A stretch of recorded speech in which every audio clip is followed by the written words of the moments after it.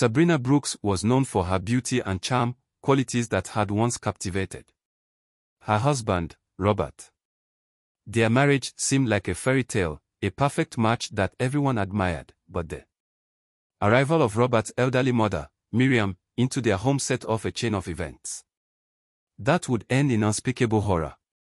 Miriam was a frail but spirited woman, loved by her son and cherished by those who knew her.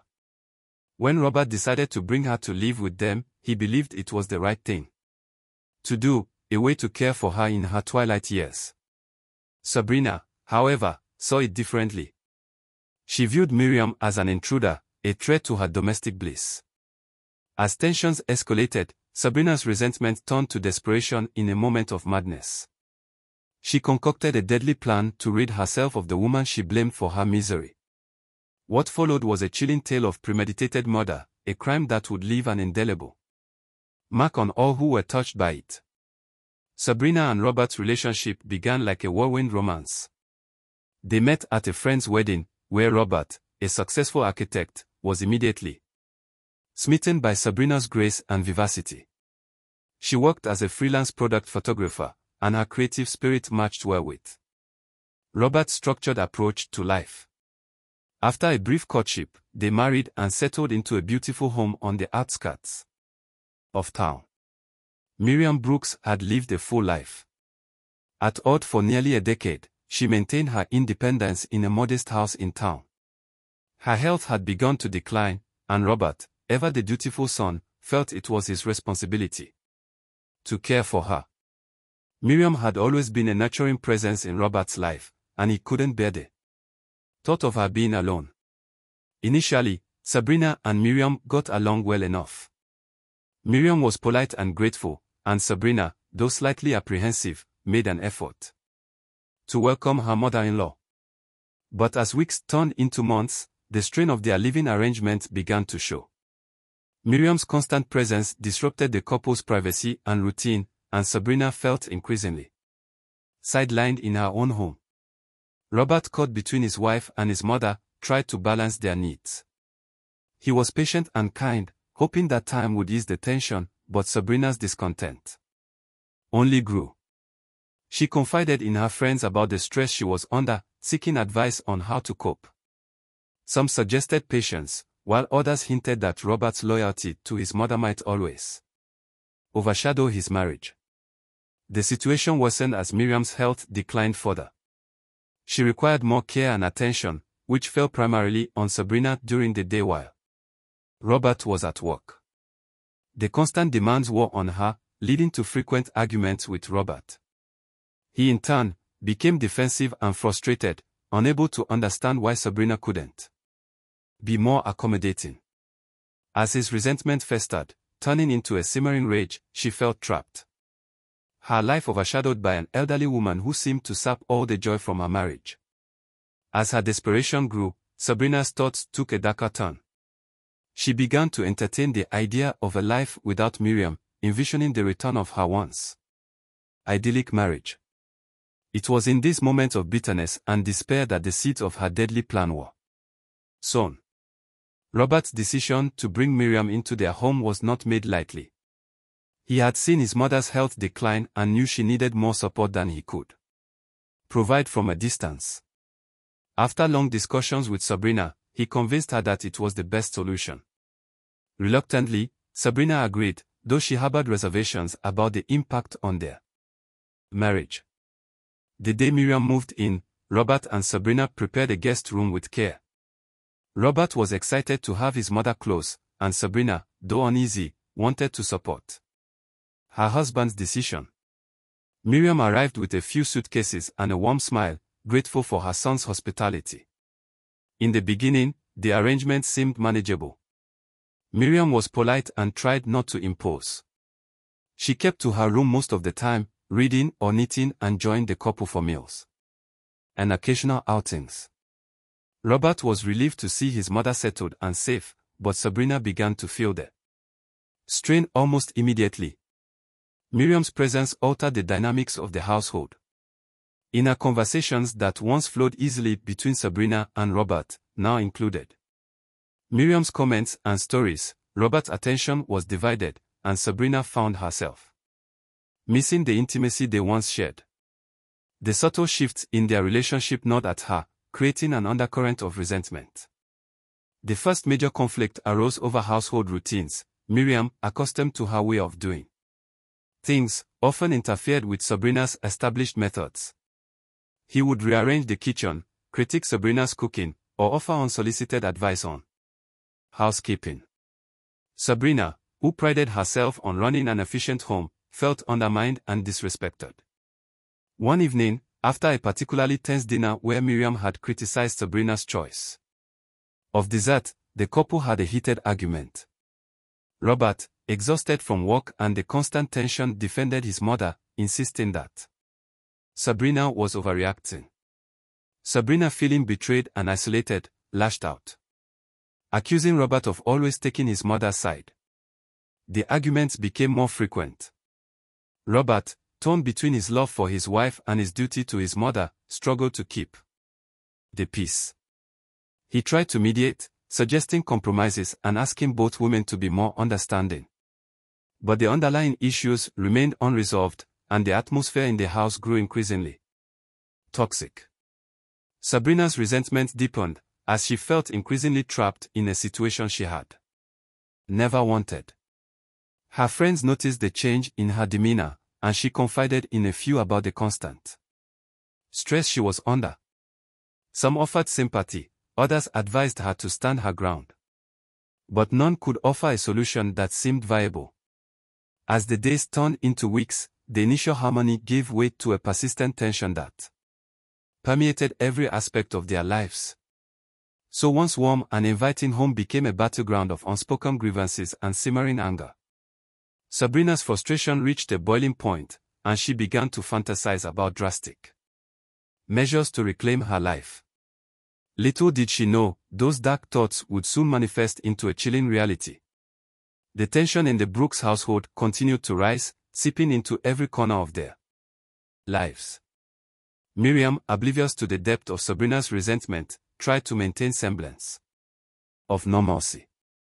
She believed that with time things would improve, but Sabrina's patience was wearing thin, and her anger became harder to conceal. One morning, Sabrina discovered that Miriam had reorganized the pantry. What seemed like a minor inconvenience to Robert felt like a personal affront to Sabrina. She stormed into the living room where Miriam was sitting, her voice shaking with barely contained fury. "You can't just come in here and change everything. This is my house." Miriam looked up startled. "I was only trying to help, dear. I didn't mean to upset you. It's not help when it's done without asking.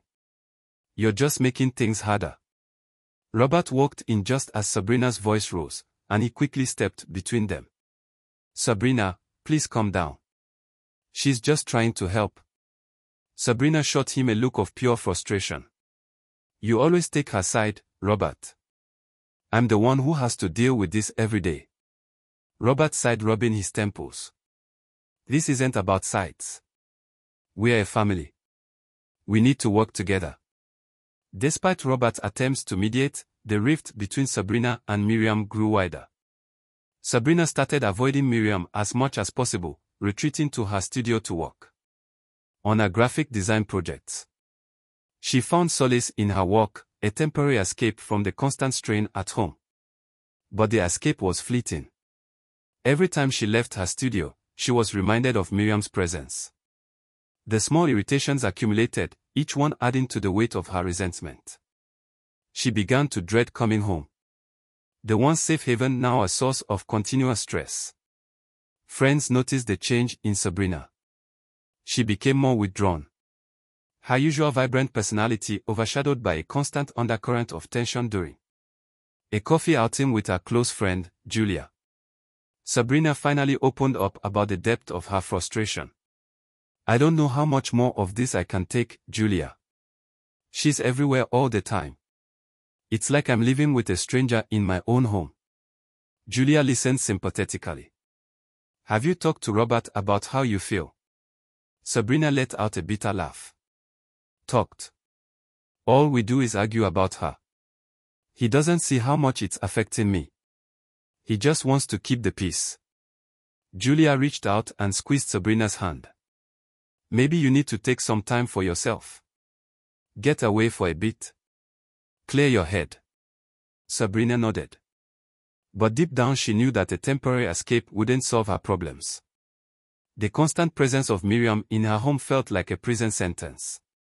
And she couldn't escape from. Her thoughts grew darker. And she began to entertain ideas she had once considered unthinkable. One night as Sabrina lay in bed staring at the ceiling, a thought crossed her mind that made her shudder. What if Miriam wasn't here anymore? The idea lingered, gaining strength with each passing day. It was a forbidden thought. One that brought a sense of both horror and twisted relief. As the days turned into weeks, the seeds of a plan began to take root in Sabrina's mind. She started researching methods to make someone ill, initially out of morbid curiosity. But the more she read, the more the idea of poisoning Miriam seemed like a viable solution to her predicament. It would be quick, discreet, and if done correctly could appear as a natural death. Sabrina's desperation clouded her judgment. She convinced herself that this was the only way to regain control of her life and salvage her marriage. The dark thoughts that had once seemed so alien now felt like a lifeline. Or did she know this decision would lead her down a path of no return, with consequences far beyond her darkest imaginings? Sabrina's desperation reached its peak as she found herself more isolated and overwhelmed. By the day, the once loving and harmonious relationship with Robert now felt like a distant memory. Replaced by constant arguments and mutual resentment, she began to see Miriam not as an innocent elderly woman, but as the embodiment of all her marital problems. Providing in friends became a regular outlet for Sabrina's frustration during a particularly emotional conversation with her friend Lisa. Sabrina's true feelings came to the surface. I can't do this anymore, Lisa. Every day is a battle. I feel like I'm losing myself. Lisa looked concerned. You need to find a way to cope, Sabrina. Maybe you should see a therapist or take some time away. Sabrina shook her head. Therapy won't change anything. The problem is Miriam. As long as she's here, nothing will get better. Lisa hesitated, then spoke softly. Have you thought about asking her to move out? Maybe she could go to a care facility where she'd get the help she needs. Sabrina's eyes darkened. Robert would never agree to that. He's too loyal. He'd see it as abandoning her. Lisa sighed. I'm worried about you, Sabrina. This isn't healthy. You need to do something before it's too late. Sabrina nodded absently, but her mind was already elsewhere. She had considered every possible solution, and always came back to the same conclusion. Miriam had to go. The idea of poisoning her mother-in-law, once a fleeting thought, now seemed like the only viable option. Sabrina began to meticulously plan Miriam's demise. She spent hours researching poisons, focusing on substances that would be difficult to detect.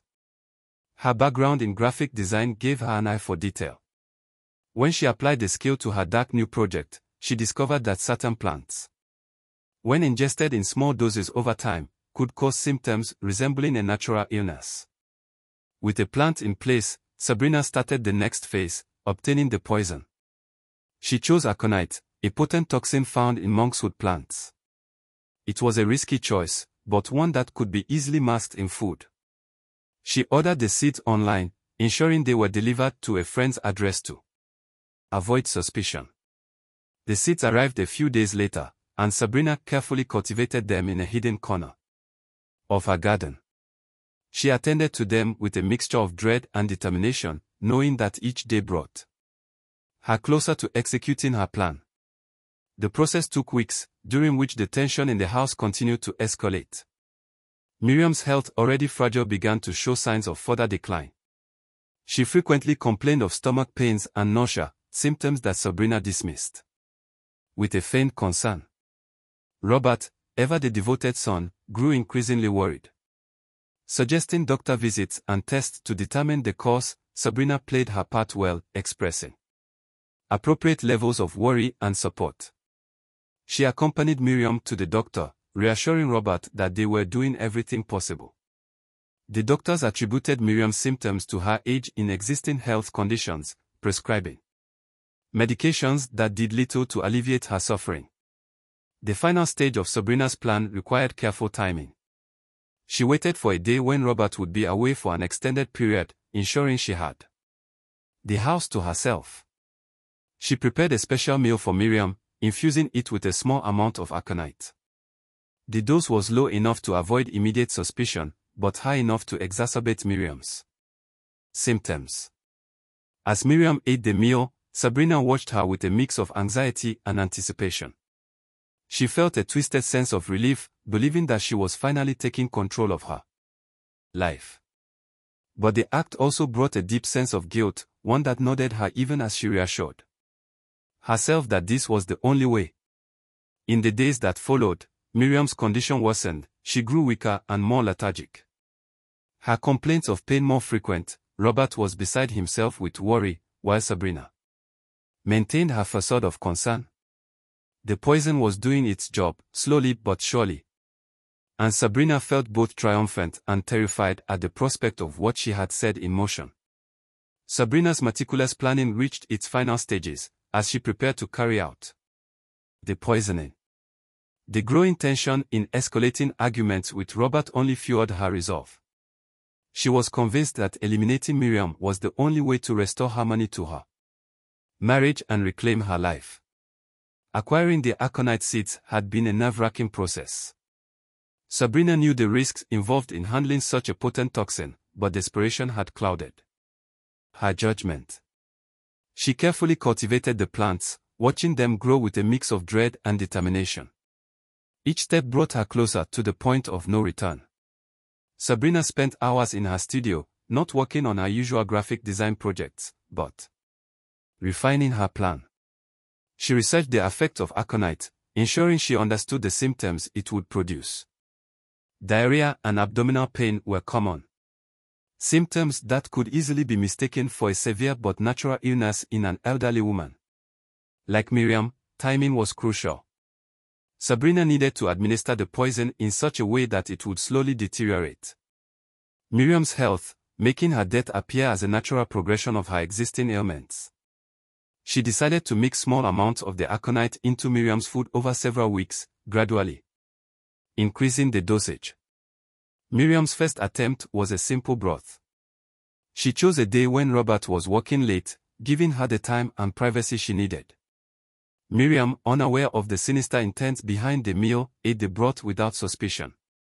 Sabrina watched her carefully, noting any signs of discomfort. In the days that followed, Miriam began to complain more frequently of stomach pains and nausea. Sabrina played the concerned daughter-in-law, offering comfort and suggesting they visit the doctor. Robert, seeing Sabrina's apparent dedication, was grateful and less inclined to suspect any foul play. Sabrina continued to administer the poison, each dose carefully calculated to avoid immediate detection. She alternated the method of delivery, sometimes mixing it into tea, other times blending it into soups or casseroles.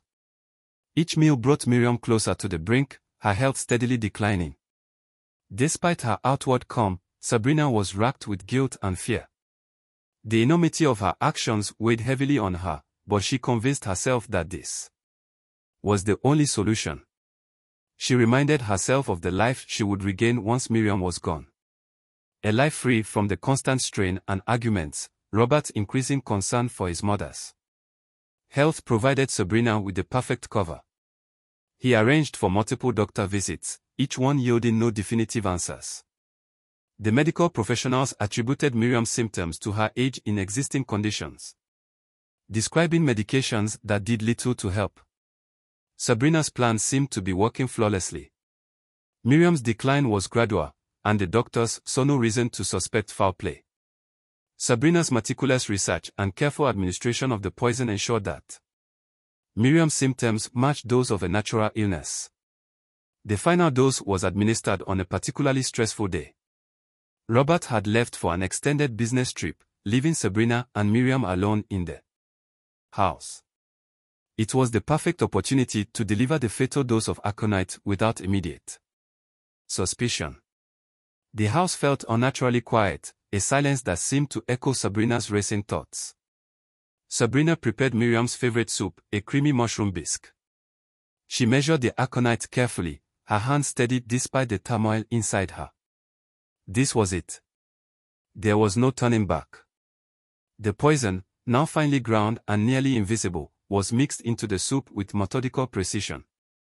As she carried the bowl to the dining table, Sabrina forced a smile. "Lunch is ready, Miriam. I made your favorite." Miriam, looking frailier than ever, managed a weak smile. "Thank you, dear. You're so kind." Sabrina felt a pang of guilt but quickly suppressed it. She watched as Miriam slowly ate the soup, each spoonful bringing her closer to the end. The meal progressed in a heavy silence, broken only by the sound of Miriam's labored breathing. As the poison took effect, Miriam's discomfort became evident. She clutched her stomach, her face contorted in pain. Sabrina maintained her facade of concern, suggesting they call a doctor. But the symptoms progressed rapidly, and soon Miriam was struggling to breathe. Sabrina dialed 911, her voice filled with faint panic. "My mother-in-law's very ill. Please send an ambulance quickly." The paramedics arrived within minutes, finding Miriam in severe distress. They rushed her to the hospital, with Sabrina following closely behind. In the sterile confines of the emergency room, Sabrina watched as the doctors and nurses worked frantically to save Miriam. She maintained her act, shedding tears and expressing worry. But inside she felt a grim sense of relief. Despite their efforts, Miriam's condition deteriorated rapidly. The poison had done its job, and within hours Miriam passed away. The official cause of death was listed as complications from her existing health issues, exacerbated by her age. The doctors saw no reason to suspect foul play, and Sabrina's plans seemed to have succeeded perfectly. Robert was devastated when he received the news. He returned home immediately, shattered by the loss of his mother. Sabrina played the support of wife, comforting him through his grief while hiding the dark truth. The funeral was a somber affair. With friends and family gathering to pay their respects, Sabrina's performance was flawless, her sorrow appearing genuine to all who observed. But the guilt nodded her. Each time Robert spoke of his mother's kindness and strength, Sabrina felt a stab of remorse. She had taken an innocent life, driven by desperation and resentment, thoroughly if she had expected was overshadowed by the weight of her actions. She had crossed the line and there was no going back. In the weeks that followed, she slowly returned to a semblance of normalcy. Robert threw himself into his work, using it as a distraction from his grief. Sabrina, meanwhile, tried to resume her usual routines. But the shadow of her crime loomed large. She found it difficult to concentrate on her graphic design projects, her mind constantly replaying the events of that fateful day. Her friends noticed the change in her demeanor. But Sabrina attributed it to the stress of Miriam's death and the strain on her marriage. She continued to put on a brave face, maintaining the facade of a grieving daughter-in-law. But inside she was falling apart. One night, as she lay in bed beside Robert, the enormity of her actions hit her with full force. She had committed murder, taken a life to solve her problems, and now she had to live with the consequences. The thought was overwhelming. And Sabrina found herself trembling with a mix of fear and regret. Robert, sensing her distress, reached out to comfort her. But deep down, she knew that the truth could not remain hidden forever. The seeds of her crime were planted, and it was only a matter of time before they bore fruit. Sabrina's carefully constructed world was built on a foundation of lies. And as the days passed, she began to realize that the price of her actions would be far greater than she had ever imagined. In the aftermath of Miriam's death, life in the Brooks household settled into a somber routine. Robert's grief was palpable, and Sabrina did her best to support him, all the while masking her own turmoil. She believed she had successfully concealed her crime, but the peace she longed for remained elusive. Little did she know, The real consequences of her actions were about to unfold. The initial investigation into Miriam's death was routine. The doctors attributed her passing to natural causes, given her age in existing health conditions. However, a nurse who had been present during Miriam's final hours noticed something odd. Rapid progression of her symptoms seemed unusual, even for someone of her age. The nurse, Emma Collins, mentioned her concerns to the attending physician, Dr. Alan Harris. Emma was experienced and meticulous, not one to jump to conclusions. Dr. Harris, although initially dismissive, agreed to review Miriam's case notes upon closer inspection. He too found the rapid deterioration puzzling. They decided to conduct a more thorough autopsy, just to be sure. The autopsy revealed traces of a toxin in Miriam's system, something that should not have been there. Dr. Harris immediately alerted the authorities, and the case was escalated to the Greenwood Police Department. Detective Laura Rogan was assigned to lead the investigation. Detective Rogan was a seasoned investigator, with a keen eye for detail. He began by interviewing the medical staff, who had attended to Miriam, gathering information about her symptoms and the timeline of her decline. The discovery of the toxin raised alarm bells, and Rogan knew this was no ordinary case. Next, Rogan turned her attention to the Brooks household. She interviewed Robert I, who was devastated by the news of a potential foul play. His genuine shock and grief were evident, and Rogan quickly ruled him out as a suspect. Sabrina, however, presented a more complex picture. Sabrina was composed during the interview, expressing appropriate levels of sadness and concern. But Rogan sensed something was off. There was a guardedness in Sabrina's demeanor, a subtle tension that didn't sit right. Rogan had seen it before, the signs of someone hiding something. Sabrina, when questioned about Miriam's health, reiterated the doctor's findings.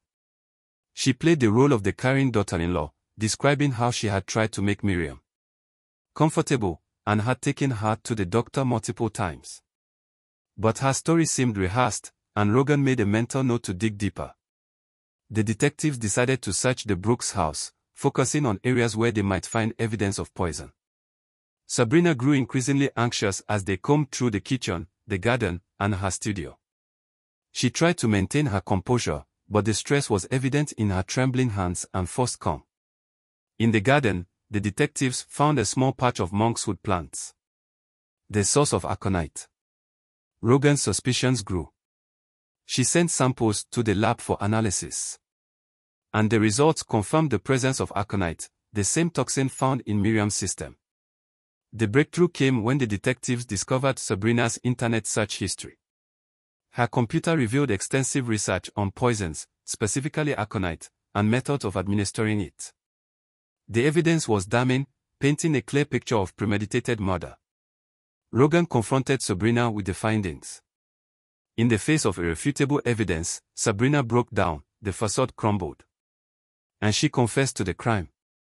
Her voice filled with a mixture of guilt and desperation.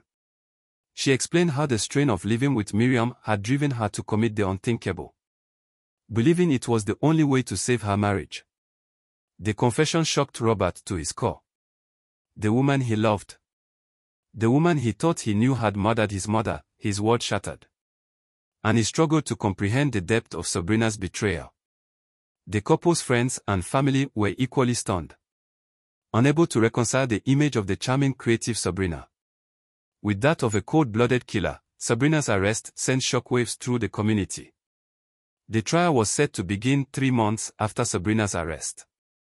The prosecution, led by District Attorney Michael Reed, presented a compelling case built on the extensive evidence gathered by Detective Rogan and her team. The jury deliberated for several days, weighing the evidence and testimonies presented. The community held its breath, waiting for the verdict. When the jury finally returned, the atmosphere in the courtroom was tense. The foreman stood and read the verdict, guilty of second-degree murder. Sabrina was sentenced to 25 years in prison, with the possibility of parole after 15 years. The sentence reflected the severity of her crime, while also acknowledging the mitigating circumstances presented by the defense. For Robert, the verdict brought a bittersweet sense of closure, just as had been served. But the scars left by Sabrina's actions would never fully heal. The trial's conclusion marked the end of a tragic chapter for the Brooks family. Robert, now faced with the task of rebuilding his life, decided to leave Greenwood. The town, once a place of happy memories, had become a constant reminder of his loss. He moved to a different city, seeking a fresh start, and hoping to find some semblance of peace. In the end, the Brooks family saga served as a stark reminder of the destructive power of desperation and the importance of compassion, understanding, and mental health support. It was a story that underscored the fragile nature of human relationships and the devastating consequences that could arise when those bonds were pushed to their breaking point.